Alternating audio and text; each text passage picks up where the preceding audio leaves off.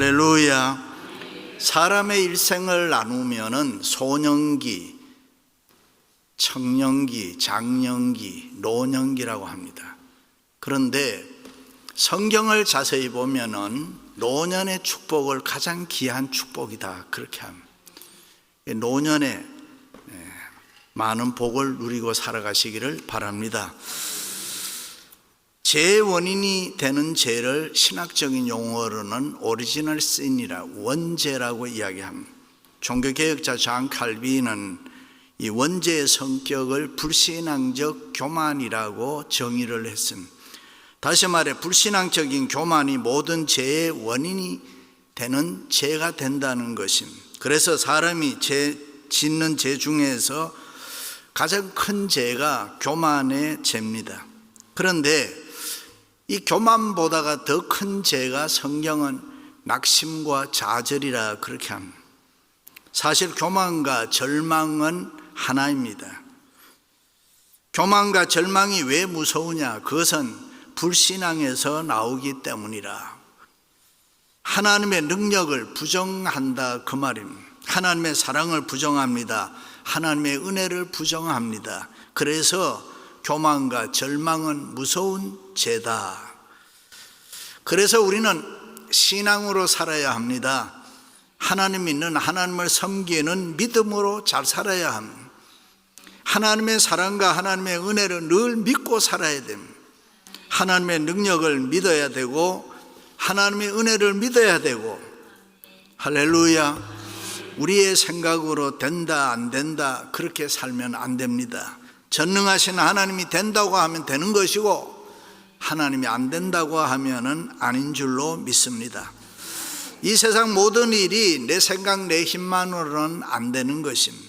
뭐든지 내가 열심히 하고 열심히 노력하면 될 것 같지만은 살아봤잖아요. 그렇게 안 됩니다. 하나님이 우리를 도와주셔야 합니다. 성령님이 역사해 주셔야 합니다. 하나님, 나는 하나님의 은혜가 필요합니다. 하나님, 나는 성령의 능력이 필요합니다. 하나님, 나는 하나님의 사랑이 필요합니다. 하나님, 나를 도와주옵소서. 하나님, 나를 새롭게 해 주옵소서. 열심히 신앙생활하고 싶습니다. 하나님, 바로 섬기고 싶습니다. 이 생명 바쳐 헌신하고 충성하고 싶습니다. 하나님, 나를 사용해 주옵소서. 나에게 은혜와 복을 주옵소서. 할렐루야. 특별히 노년에는 어떻게 사는 게 잘 사는 것일까? 첫째는 지혜로운 삶을 살아야 합니다. 지혜는 삶의 원천입니다. 그러므로 우리는 그 어떤 대가를 지불하고서라도 이 지혜를 얻어야 합니다. 요즘 우리 새벽에 잠언서 읽고 있습니다. 거기서 제일 강조하는 게 지혜입니다. 일찍이 솔로몬 왕은 그 지혜에는 금과 은이 있다고 했습니다. 그 지혜에는 권세와 명예가 다 들어있다고 했습니다. 솔로몬이 왕위에 오른 후에 하나님의 은혜가 너무 커서 너무 감사해서 예배를 드립니다. 그것이 일천번제, 한 번, 두 번 예배 드린 게 아니라 너무나 감격해서 일천번제를 드렸더니 어느 날 하나님이 꿈에 나타나셔서 내가 너에게 무엇을 해주기를 원하느냐라고 물었습니다. 이때 솔로몬 왕이 하나님, 나는 왕은 되었지만은 어떻게 해야 할지 잘 모릅니다. 어떻게 살아야 될지 잘 모릅니다. 그러니 종에게 지혜로운 마음을 주사 선악을 분별하여 나로 하여금 백성을 잘 통치하게 해 주옵소서. 그랬더니 하나님께서 지혜만이 아니라 내가 구하지 아니한 건강과 장수와 부귀 영화를 주겠다 그랬습니다. 그렇습니다. 지혜로운 삶에는 건강이 있습니다. 지혜로운 삶에는 돈이 있습니다. 지혜로운 삶에는 장수가 있습니다. 지혜로운 삶에는 부귀 영화가 있습니다. 그러므로 하나님은 이 지혜로운 삶을 살기를 원합니다. 지혜로운 삶을 살아가시기를 축원합니다. 예수님도 너희는 뱀같이 지혜롭고 비둘기같이 순결하라. 어정쩡하게 살지 마라 그 말이에요. 이것도 아니고 저것도 아니고 흐리멍텅하게 그런 인생 살지 말라 그 말이에요. 색깔을 분명하게 드러내고 살아라 그 말입니다. 믿을 바에는 제대로 믿으라는 것이고, 언제까지 원망하고 불평하며 살 거냐? 정신 차리고 하나님 똑바로 잘 섬겨라. 여호와를 경외하는 것이 지혜의 근본이라 그랬습니다. 너희 중에 누구든지 지혜가 부족하거든 모든 사람에게 후히 주시고 꾸짖지 아니하시는 하나님께 구하라. 그리하면 주시리라. 믿으시면 아멘. 믿을 바에는 제대로 믿으라는 거지. 그렇습니다. 신앙생활 정신 차리고 열심히 하면은 지혜의 근원 되시는 하나님께서 지혜를 우리에게 쏟아 부어 주실 줄로 믿습니다. 우리는 요즘에 고도의 기술과 정보화 시대에 살고 있습니다. 옛날에는 하룻강아지 법 무서운 줄 모른다라는 말 했습니다. 그런데 지금은 하룻강아지 컴퓨터 무서운 줄 모른다 그렇게 합니다. 그만큼 컴퓨터, 인터넷, IT 시대가 정말 무서울 만큼 발전하고 있습니다. 운전수고 없는 자동차가 간다니까요. 내 옆에 오면 겁이 나서 내가 피하려고 하는데 지가 먼저 알고 피해요. 그만큼 발전한 시대에 살고 있습니다. 손톱만한 칩에 몇십 년 신문이 다 들어간다니까요. 공중에서 위성으로 사진을 찍으면 우리 교회 파킹장에 있는 자동차를 다 분별할 수 있다는. 그런데 여러분, 문제는 우리가 이렇게 발달한 시대에 어떻게 사느냐 하는 것입니다. 삶의 태도, 삶의 방법, 이걸 오늘날 사람들이, 예수 믿는 사람들도 잘 모른다는 것입니다. 다시 말해 지식은 한없이 발달해 나가는데 이 지혜가 따라가지를 못한다는 것입니다. 특별히 노년에 우리가 어떻게 살아야 되느냐. 노년에는 왔다 갔다 하면 안 됩니다. 이런 생각 저런 생각으로 살면 안 됩니다. 단순해야 되고 분명해야 되고, 어떤 때는 노인이 하면 안 되는 부끄러운 일을 하면 안 되는 것입니다. 어떤 때는 많이 배운 사람이 부끄럽게도 상식에 어긋나는 일을 할 때가 있습니다. 그렇게 해도 안 되는 것입니다. 지식보다 지혜가 더 중요하기 때문입니다. 중국 위나라의 왕 문후가 신하를 불러놓고 여러 대신들은 나를 어떻게 생각하는가 물었습니다. 그런데 모든 신하들이 왕은 어진 왕입니다 그랬습니다. 그런데 책황이라는 신하는 왕은 어진 왕이 아닙니다. 언젠가 중상국을 토벌하신 후에 당연히 제군을 봉하실 자리에 황태자를 영주로 삼으셨습니다. 그처럼 도리에 어긋난 일을 하셔서는 어진 왕이라는 말을 들을 수 없습니다. 이 말을 듣고 문후 왕은 화를 내면서 그 신하를 쫓아냈습니다. 옆에 있던 임자라는 신하가 지혜로운 말을 했습니다. 왕은 어진 왕이 틀림없습니다. 어진 왕이어야 직언하는 신하가 있다는 것입니다. 책왕의 말을 직건 직언입니다.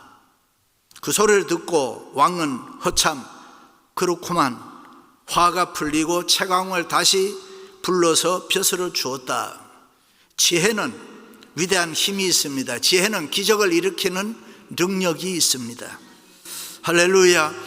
바벨론에 이스라엘이 점령했을 때 다니엘이 포로로 잡혀갔습니다. 그리고 다니엘에게 임금이 먹는 음식 먹게 하고 훌륭한 교육을 시켜서 바벨론의 술사를 삼으려고 했습니다. 그러나 다니엘은 하나님 잘 섬기고 채소와 물을 먹고 마시며 그들의 우상 앞에 절하지 않았습니다.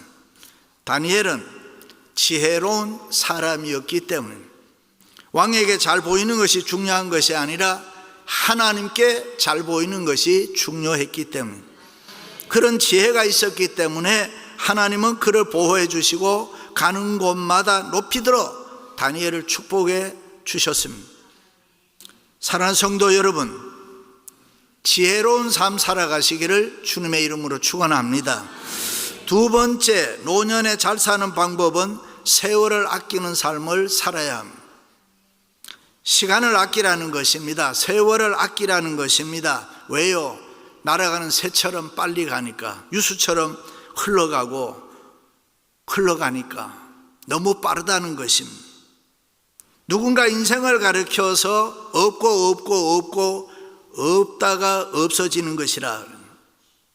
어려서는 철이 없고 학생 때는 공부하느라 정신이 없고 청년 때는 연애하느라 정신이 없고 장년이 되면 돈 버느라 정신이 없고 그러다가 늙으면은 뭐가 없어집니까? 힘이 없어지고 볼품이 없어지고 그러다가 안개와 연기와 같이 없어지는 것이 인생이라. 시간관리, 타임 매니지먼트 잘하라는 그런 말입니다. 그렇지 않습니까? 우물우물하는 사이에 7, 80이 되지 않았습니까? 얼마나 시간이 빨리 지나가는지 모르는.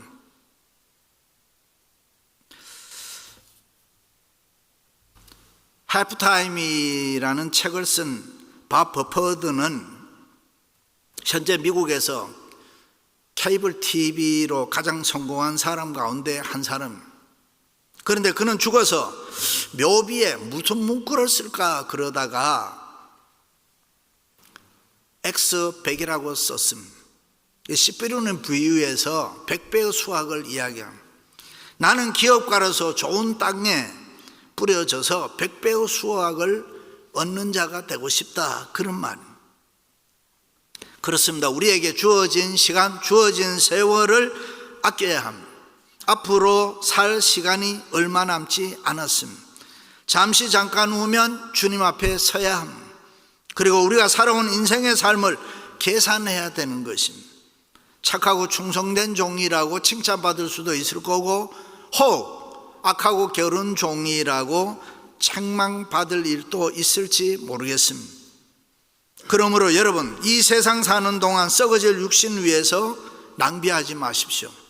내 육신의 향락을 위해서 살지 마십시오. 생활에 여유가 있다고 해서 내 하고 싶은 대로 하면서 살지 마세요. 주님을 생각하세요. 하나님의 영광을 위해서 내가 어떻게 살아야 하는 것이 잘 사는 것일까? 주님 기뻐하시는 삶은 무엇일까? 고민하면서 살 수 있기를 바랍니다. 이 핑계 저 핑계 이렇게 저렇게 미루지 말고 주님을 위해서, 교회를 위해서 더 헌신하고 충성할 수 있기를 축원합니다. 우리 정진식 장로님 이번에 헌금하는데 봉투에다 이런 글을 썼더라고요. 교회를 섬길 수 있어서 감사드립니다. 교회 섬길 수 있음에 감사드립니다. 제가 한참 그 봉투를 들여다보면서 기도했습니다. 시간이 많지를 않습니다. 우리가 세월이 빠릅니다. 우리가 잘 아는 대로 신실한 크리스찬 지미 카터 대통령의 좌우명이 Why not the best? 최선을 왜 다하지 않았는가라는 말이죠. 그가 해군사격학교 졸업하고 임관을 받기 위해서 유명한 해군 제독 리코버 제독과 만남을 하는데, 그 면담에서 해군사관학교 시절에 성적이 어땠는가 물었습니다. 카터 대통령은 성적에 대해서는 좀 자신이 있어서 나는 어디에서 몇 점 받고 몇 등 했습니다.